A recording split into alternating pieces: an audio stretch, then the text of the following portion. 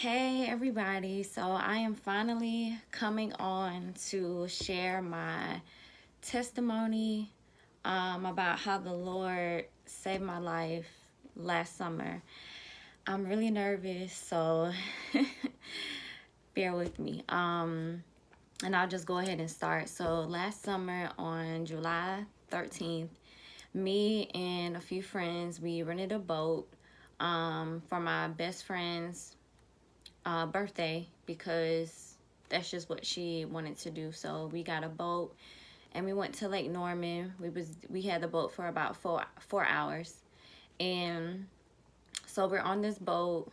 We're having a great time, lovely time. Music is blasting, drinks is flowing. I think we all had individual bottles of Bel Air, so the champagne. So we were drinking that liquor, whatever. So I was drunk. I was very drunk. So because we were drinking so much, I was using the restroom a lot. So me and another friend, we both had to use the restroom. So we just stopped the boat. Honestly, this may be TMI, but oh well, I'm just gonna be honest. So we were both hanging off the back of the boat. It was like a rail that we were holding onto, and like our butts was off of the boat, and we were peeing. And some other boaters was passing by, and my friend that was with me, also another one of my best friends, was like, let's just dip down in the water so, the people won't see us. So I'm like, okay, yeah, that's fine. So she's already in the water and she's just hanging onto the rail. And I dip down off the back of the boat to do the same thing. And as I'm getting down backwards, it's like I just slipped right into the water.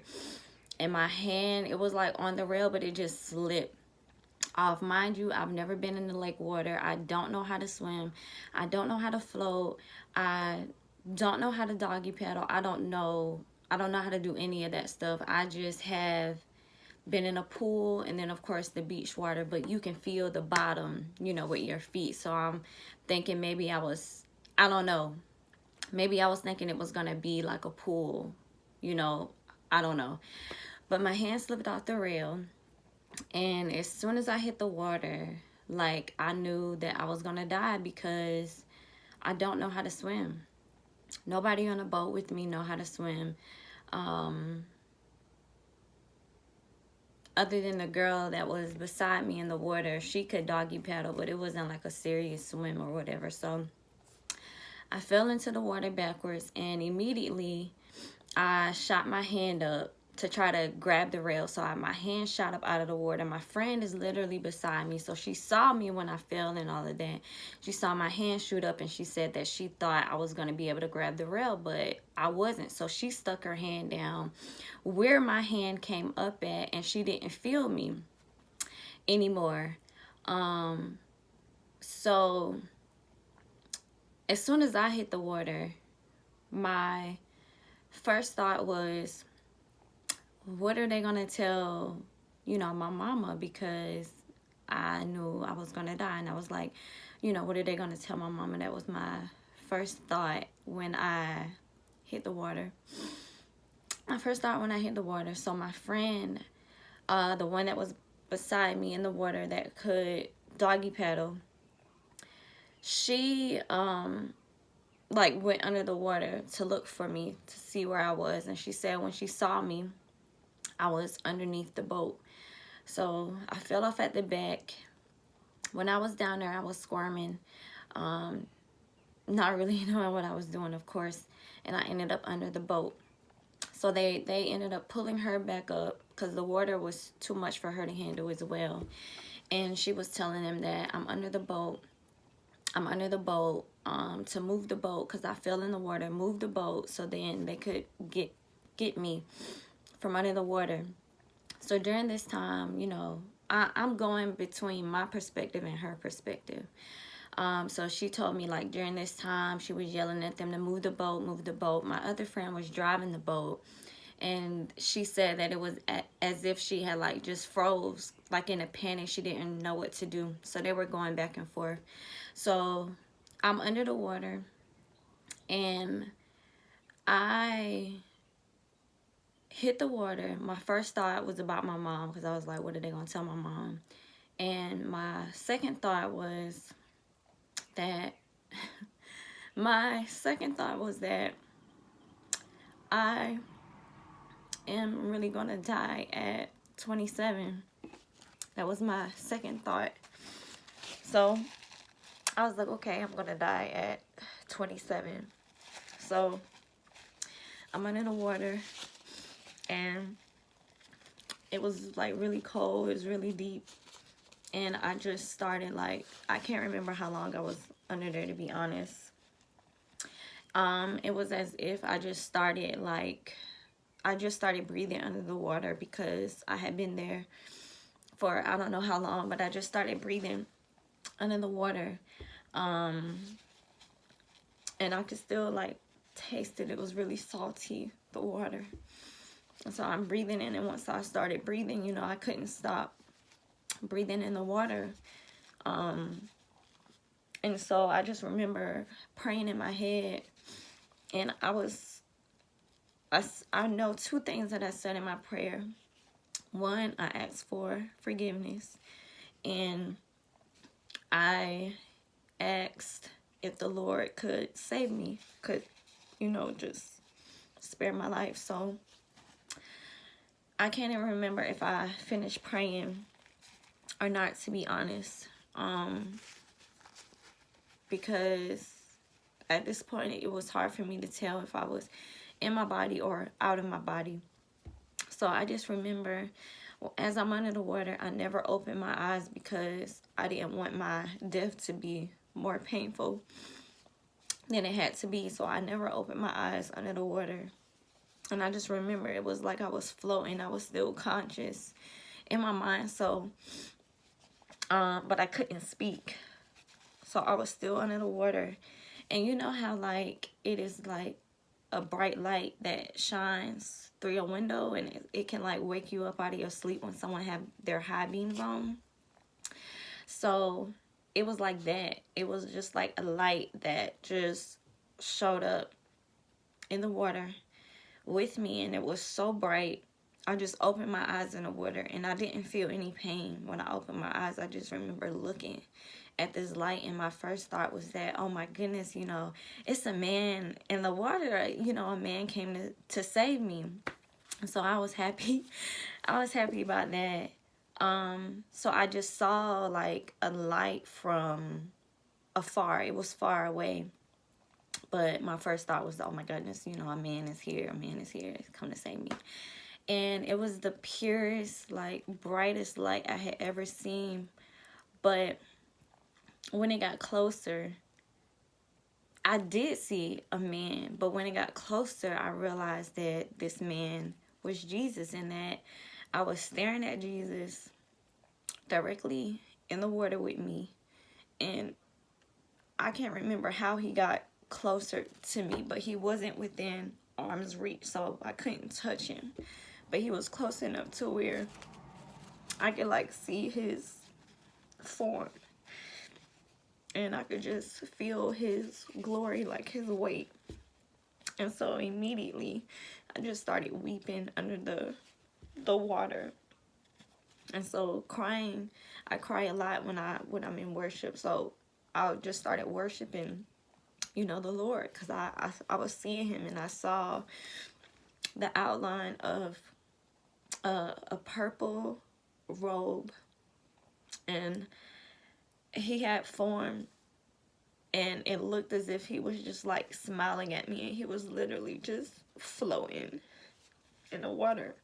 Like, he was just there, really calm, really peace and tranquil, but his power was just magnified. I could feel it, and I just immediately, you know, just started crying.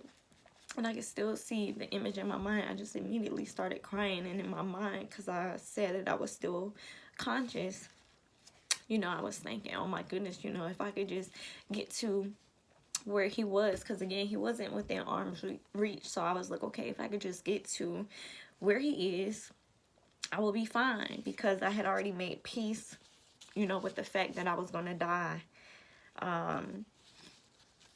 So I had made peace with it, and I was fine with it. So when I saw him, I was like, okay, you know, if I get to where he is, I will be fine. Now, I didn't know where I was going to go, if I was going to come back, or if I was just going to go wherever he was, because I had repented before him. So I saw him, and I was like, oh my goodness, I got to get to that spot. So I just began fighting to get to where he was, and I got to that spot. So let me go back to the boat. So again, I told you that my friends was like back and forth about moving the boat or not. So finally, my friend was able to basically come to, and when she went to go crank up the boat, she couldn't. The boat would not crank at all. The boat would not move at all. Because again, remember I said my friend saw me under the boat, and she wanted my other friend to move the boat so then they could get to me. And they said the whole time, you know, boaters are passing by and they're yelling and screaming like, our friend is under the water, you know, basically trying to get help. And, you know, everyone out there is pretty much like lit. So they probably saw like a group of, you know, young black women yelling, you know, they probably just didn't think it was emergency, because they said everybody was just waving at them. So nobody would stop. And they were going to call, you know, the office that we rented the boat from, but they was just torn because they didn't know if the people would be back in time to get me. So they was going through it. They was going through it as well. And so I got to the spot where the Lord was, and I don't really know what happened in between time. I just know that it was almost like in a blink of an eye. It just happened so fast to me, but I was just floating on top of the water. My head was above the water, and my head was above the water, like as if somebody was literally like holding me up. Because again, I said I don't know how to swim, I don't know how to float, don't know how to doggy paddle. So it was as if somebody's like, Jesus is like holding me up above the water, and my head is above the water. I could feel the sun in my face. My eyes are still like closed though, and I'm crying still. And I got this from my other friend who pulled me out of the water. So I fell off at the back, I ended up under the boat, and then I ended up on the opposite side of the boat. And so she ended up being on that side, and she saw me and she pulled me up on the boat. She was just there at that time. She was just placed in that position at that time. So she pulled me up on the boat, and the first thing I said to them was I was just crying. I was just like, I saw Jesus in the water. I saw Jesus in the water. Like, I saw Jesus. I saw Jesus. I saw Jesus in the water. And so I just kept saying it. I kept saying it. So Sunday, that happened Saturday. So Sunday, I went to the doctor. You know, I'm still shaking up because I'm like, I saw the Lord in the water. I saw Jesus. So went to the doctor, still fighting back tears like a maniac. And so, you know, I was telling the doctors what happened, and they was just like, you know, just blown away. I didn't tell them that I saw the Lord. I just told them about my incident. And so they checked my lungs, and they could not find no water. They wouldn't have even known that happened to me if I didn't tell them. So that was another miracle in itself, because again, I said I was breathing under the water. I could taste it. I was breathing. That's what prompted me to start praying, because I was like, I'm definitely, you know, about to die. So that was a crazy time. And, you know, I just remember just crying. I think I cried for like 2 days straight. Every time I would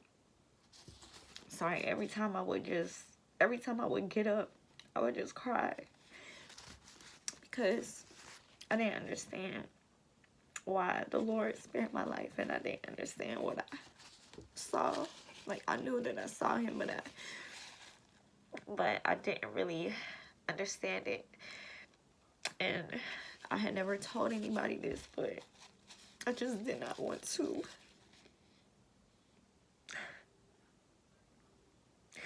I just didn't want to be here. I didn't want to be back. I just wanted to be with the Lord. I didn't want to be back here, so I struggled with that. I struggled with that, with a lack of understanding and just not wanting to be here.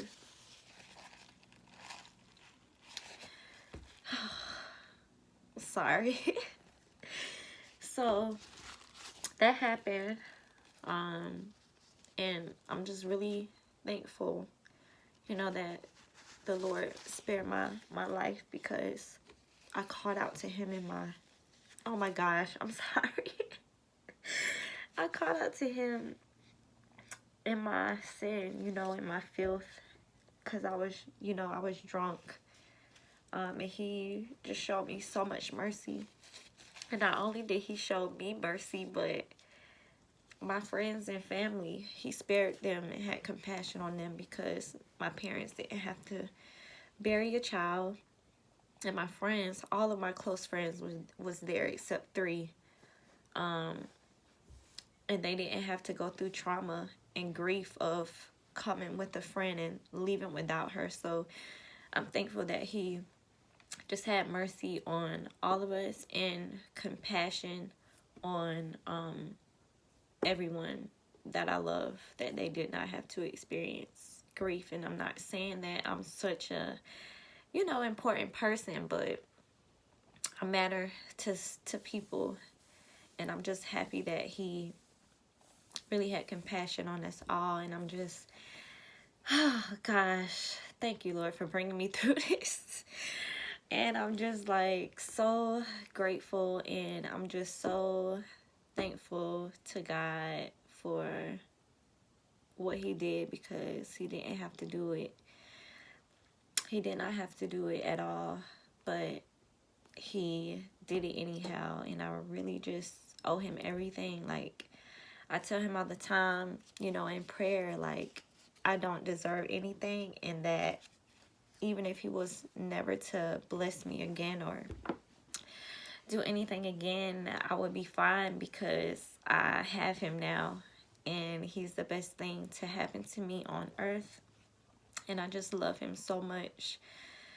Oh gosh, like, I just love him so much, so much, so much. Oh my goodness, I just love him so much. So that is my testimony.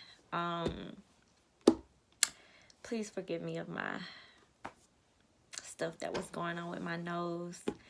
So I just wanted to share. I hope that this helps somebody and touches somebody. And that's it. I love you all with the love of Christ. Take care.